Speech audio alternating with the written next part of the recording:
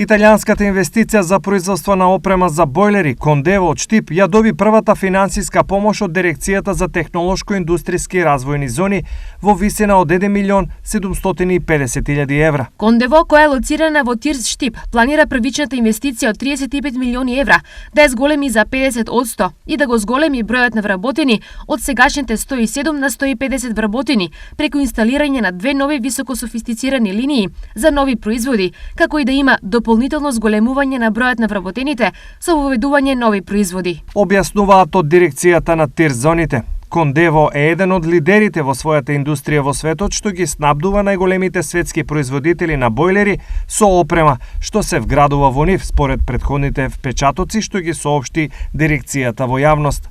Според она што претходно го објави Дирекцијата, бројот на вработени во зоните во јануари достигна речиси 16.400, што е за 16% повисок од јануари 2022 година.